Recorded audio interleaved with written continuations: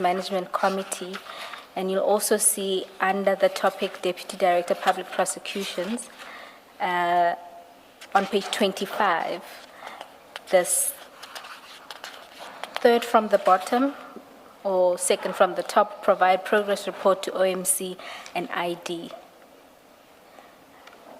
Is this the paragraph? It's paragraph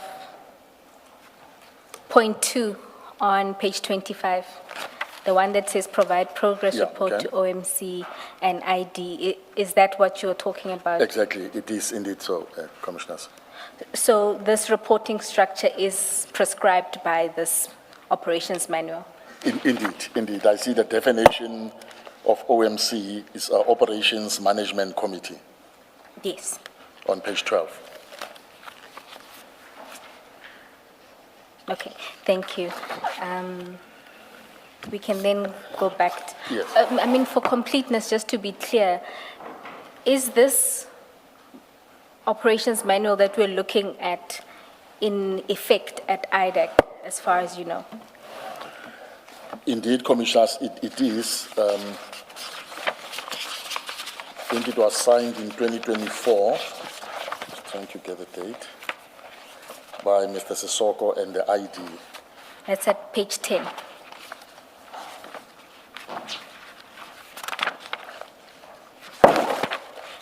And this is what guides your day-to-day operations? This is what guides our day-to-day operations. Every new employee in the IDEC is given this manual to go through what I do in my group. As I welcome the new members, I'll then arrange a meeting.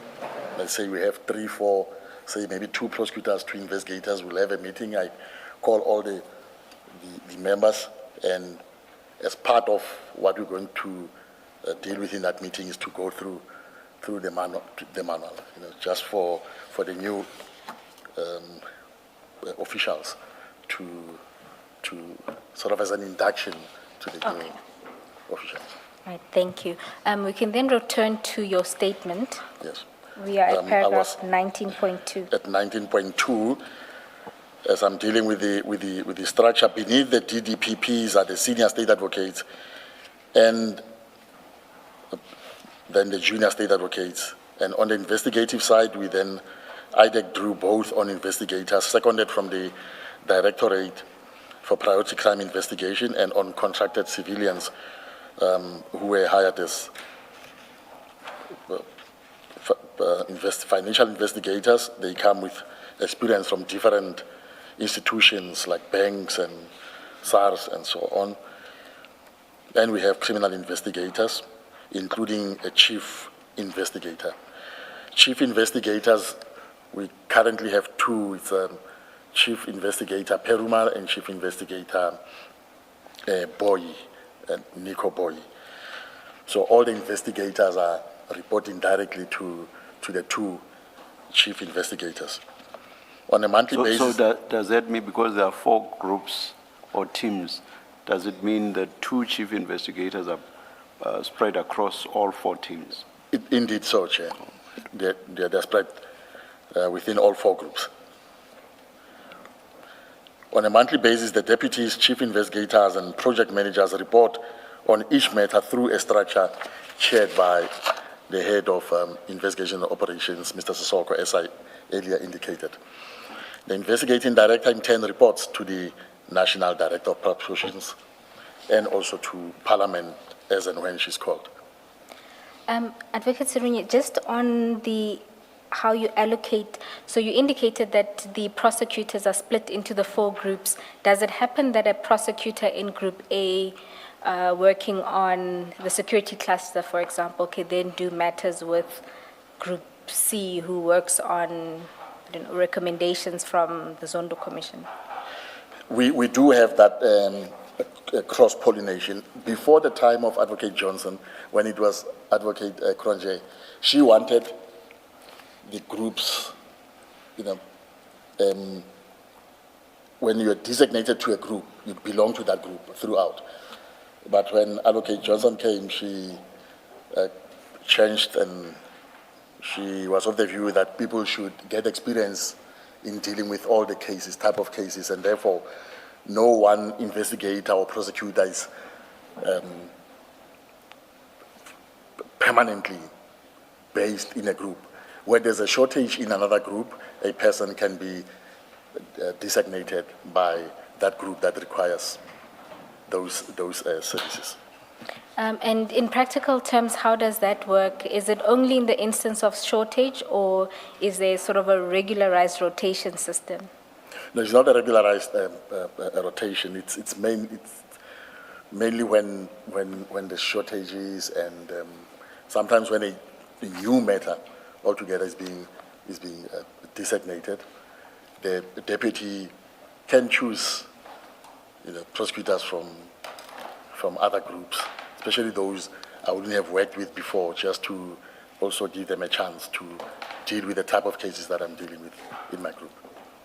And But there's always this core group, that I have, that I would have started with for the last maybe 3-4 years.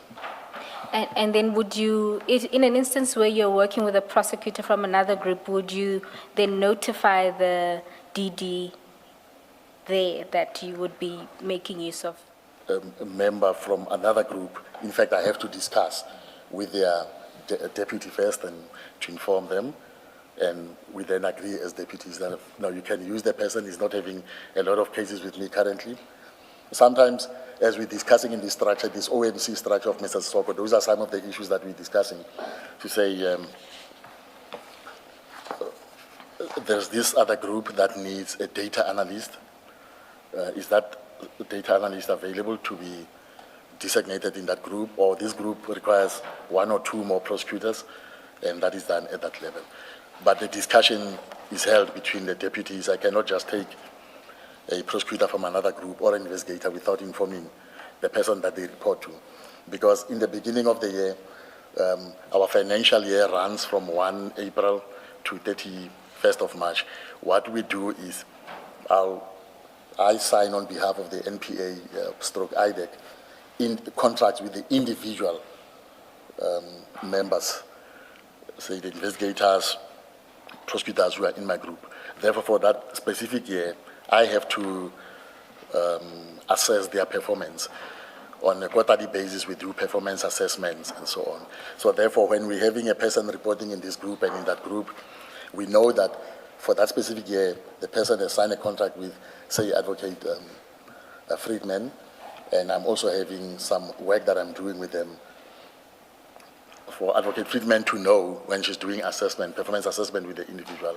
I have to give her reports on how the person is performing in my group, what work they would have done, and so on. So there is that engagement between deputies.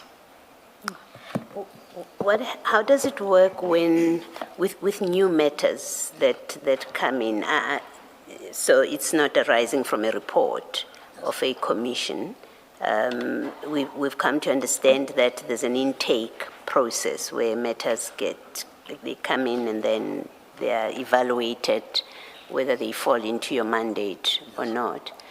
So when such matters come, how do they land with you eventually as a DDPP, responsible for a team? Yeah. Commissioners, I must say the manual talks to that process. I have, however, in my group, I've never dealt with a Section 27 matter, which would have came via 27, but that process is dealt with, or at least explained in the manual. One would have expected that once the IDEC was set up, we are going to have a lot of cases being referred, or members of the public reporting cases to the IDEC. And therefore, the manual talks of a secretariat which will receive these cases coming via email or post and so on. And then there's an intake criteria which has to seed to then determine whether these cases belong in terms of jurisdiction in the IDEC and so on, which will compose of Mr. Soko will always sit in the intake criteria according to the manual. There'll then be a deputy and a chief investigator, I think. And it also recommends either senior state advocate or a chief investigator. So it's about 4 people interchanging. It's not a permanent structure, but I think Mr. Soko will always be part of that intake criteria according to the manual. And have you, in the team that you're responsible for, have you had a situation where the ID approaches your one, I call them juniors, someone not other than you, the head of the team, to look into a matter? Have you had that kind of situation? I have never had that type of situation, commissioners, except for this case that we're dealing with, that I'm here for today, where one of the juniors in my group was utilized for these Mokwele Lushaba matters without my knowledge and engagement. So that's exactly what I wanted to ask about. So I'm going to pause That for is now. the only one case. Otherwise, okay, let me I've never pause had my it. question. We'll discuss it in more detail when we get to the specifics. Thank you. Thank you. You can proceed with Yeah, paragraph 20. Paragraph 20, as a matter of practice, the groups do not share the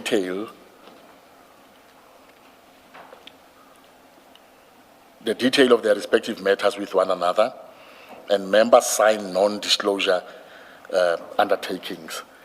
This is to guard against the leaking of information.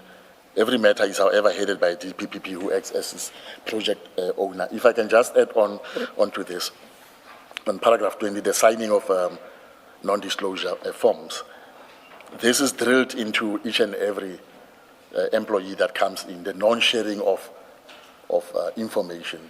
So when a group is dealing with a case, only that group knows the facts, who are the suspect. Documents are only dealt by that specific group. I cannot be involved in the discussions of another group where it relates to that matter, unless if I am designated. There are cases where 2, even more, deputies are designated in one group. We do this because sometimes people go on leave. You have a deputy who's on leave and his group wants a Section 28 subpoena that has to go to the bank to be signed and on an urgent basis. Therefore, if I'm available, then I can sign that. But I can only do it if I've been designated to be part of that group. Otherwise, the non-disclosure requirement comes into place. So we don't share information. That is why the person who occupies an office next door to me can be involved in this case, which, for example, a case that involves my neighbor and I wouldn't know about it because we don't share.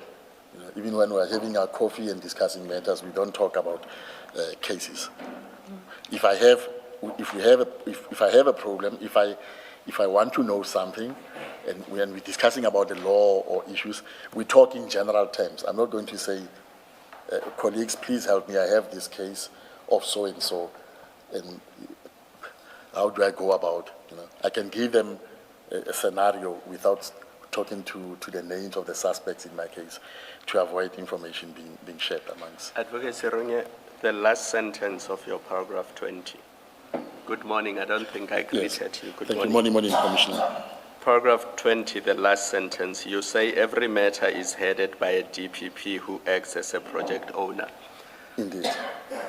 Are there exceptions to that rule, if it's a rule at all? Because the matter you're talking about next, as I understand your statement, it was not headed by a DDPP. Yeah.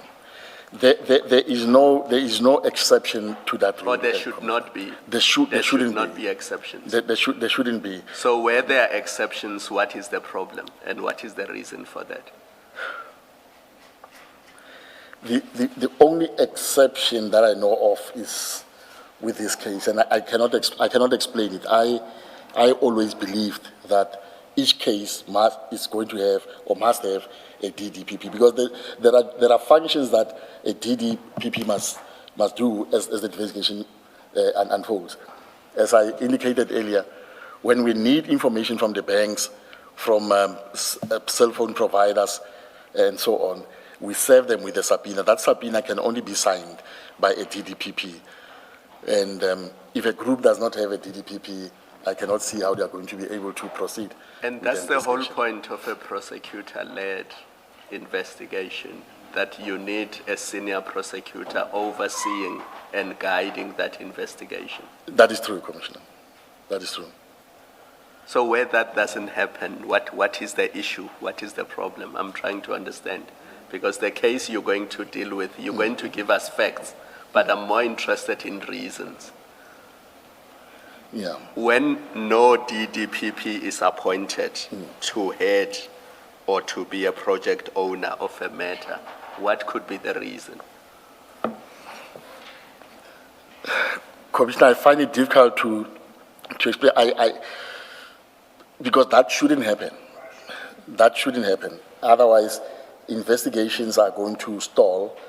They are going to find it difficult to get information from service providers. And in such a situation, you also don't have leadership. You don't have anyone guiding and helping the team, and so that they can wrap up the. Everybody's going to do as they please. So that's why you need a leader in the form of a DDPP to help direct the team. It's like a soccer team playing a match without a coach. Indeed, Commissioner. It can happen, but it shouldn't happen. They are going to kick the ball all over without any direction.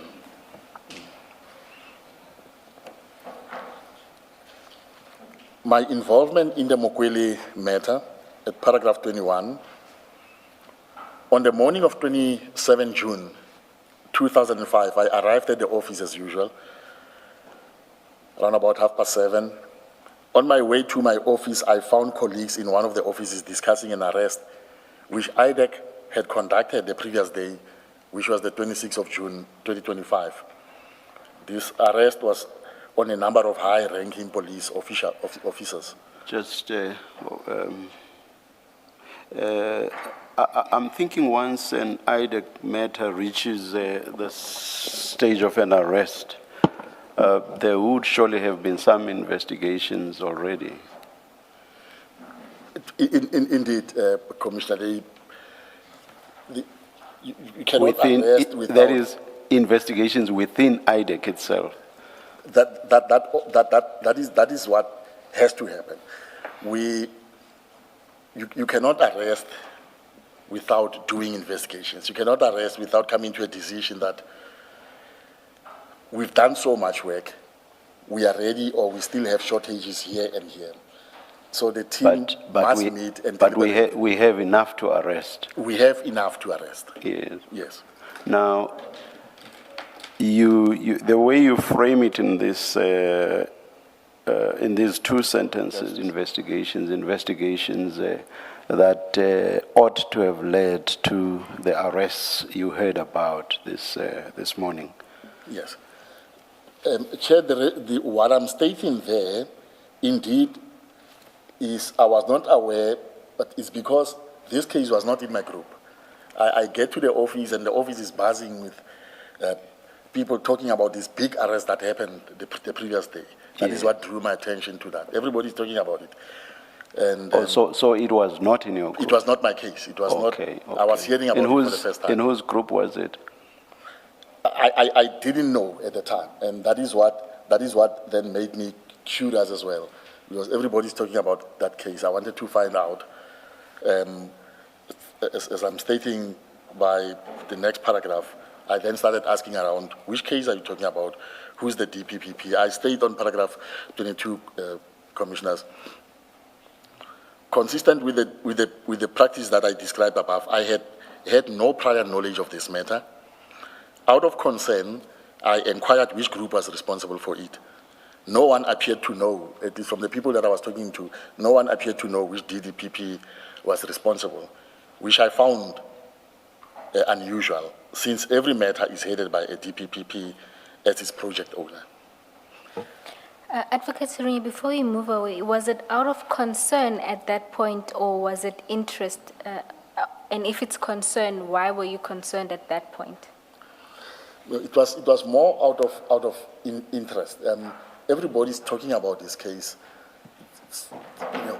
Generals in the police arrested, and naturally, as a leader myself in the structure, that draws me to a point of wanting to know which cases, who are handling this case, which cases, and that is what then leads me to paragraph 3, where as I'm inquiring, I'm then told that Advocate Joy Tlatswayo, who was one of our junior state advocates, and who was at the time reporting to me, or reporting to my group, and who, without belittling her or anything, she was amongst the most junior in the office. I'm told she's the one who's handling this case. I established that she was appearing. Can I just, before we forget it, from your description or allocation of the 4 streams and the DDPPs that you allocated there, it seems that Advocate Paul Lowe would have been the DDPP responsible for this stream, because I think you said intelligence, he was responsible for that. Indeed, Commissioner. If things were done in accordance with the manual, Yes. Advocate Lowe ought to have been the project owner, the DDPP in the case. But if I remember well, he was also there in the office that morning, and that is why he didn't appear to know anything about this case as well. And that is what was strange. Yeah, another kink, as it were, would have been the fact that one of your prosecutors, Advocate Tlatswayo, was the prosecutor. You told us that if someone were to be taken from a deputy by another deputy, there would be a discussion between the deputies. Obviously, from what you say here, nobody had approached you and asked that Advocate Tlatswayo be part of the prosecution in another group or team. So, as I say, so that's another kink, or that's another anomaly. Indeed, Commissioners. And I also see the name of Mr. Brian Padiachi. Was he not a senior investigator in your team? Padayashi was not in my team. He was not in your team? Yes, I think he was in the security cluster. Someone else's team? Yes. So it looks like But it was strange that a junior prosecutor was reporting to me is allocated to this case without me having been engaged. Not that it doesn't happen, like I said, I would have expected, say, maybe Advocate Paul Lowe, if he was part of that group, to have discussed the matter with me, to say, we need a prosecutor, we're having a shortage. Do you have a lot of work for Joy? If I said, no, then we agree, they can utilize it. And was this the right team for, or rather, was this the right case for Mr. Padiachi? Or was he too misplaced, as it were? He's a senior criminal investigator, Chair. I would believe he was suited to no, be part of this. I'm asking in the context of the different groups. For example, Commissioner Baloyi said this was an intelligence matter which would have fallen under Deputy Lowe. Yes. So did Mr. Padiachi work under Deputy Lowe? He was working under Advocate Lowe. He was in the security cluster, which was headed by Advocate Lowe. That's what I wanted. The only amazing thing is that Advocate Lowe appeared also not to know about this case, because I saw him in the office that morning. Yes. He was not properly dressed for court, or at least that he knew about the case. So when you inquired, what case is this and what have these generals been arrested for? He too did not respond and say this is what happened and this is why they were arrested. He appeared to be in the dark as well. He appeared to be in the dark like I was. He did not know about the case. Advocate Serunye, ordinarily who allocates matters to junior prosecutors in the IDEC? So take, for example, Advocate Tlatswayo. who ordinarily allocates matters to prosecutors at A level? Is it the ID or is it the DDPPs? It will be me. It will be me as the DPPP in that group. I'll look at the setup of the team to say I need, say, maybe one or two juniors. Let me go for Advocate Latshwayo and so and so. Can Mr. Sissoko allocate a matter to No, a junior prosecutor? That doesn't fall within his mandate. Ordinarily, only a DDPP would allocate a matter to a junior prosecutor. That is true, Commissioner. And Only if it's a junior prosecutor in your team, you would be the one allocating. Indeed. So that is so, Commissioner. I think you were to... And in this case, that is why I found myself asking a lot of questions because I didn't know about the case where one of my juniors is involved. And, but I understood that because we signed these non-disclosure forms, maybe that has happened and I was not involved. But it was something didn't sound right. It was a bit strange. I think you were to start I established that she was appearing, or am I Yes, mistaken? I then established that Advocate Latshwayo was appearing in court that morning with investigating officer Mr. Brian Padayashi, and that there was no co-prosecutor with her in court, no senior state advocate, no DDPP, and no chief investigator assisting her. I was concerned that a matter of this magnitude involving the arrest of senior members of the police was being handled without such support and without a DDPP overseeing it. At that moment, yes, I then, together with one of my fellow DDPPs, Advocate Jacinta Vetboy, and Mr. Sibusi Sochikovi, who is the chief financial investigator. These people, I'm mentioning them because they were in this group when we were inquiring and making and trying to find out who was handling this. We then decided, the three of us, we then decided to approach the head of the unit, the investigating director, Advocate Johnson, to request permission to attend court to assist Advocate Latshwayo.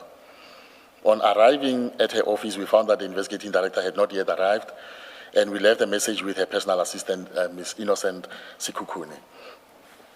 On my way back to my office, Ms. Sikukuni telephoned me to say that she had discussed our request with the investigating director telephonically, and that the investigating director had agreed that we could attend court as requested.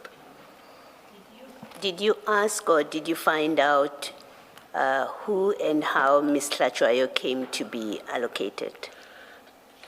Who selected her? Yes. I only came to know afterwards, commissioners. I asked and I was told, I asked and the information I got was that she was appointed by the ID. And I was told that initially the only prosecutor in the matter was Advocate Ramsemi, Drew Ramsemi, and that Latshwayo was then also allocated, or at least designated to the matter around May, so earlier, just shortly before the arrest in this case.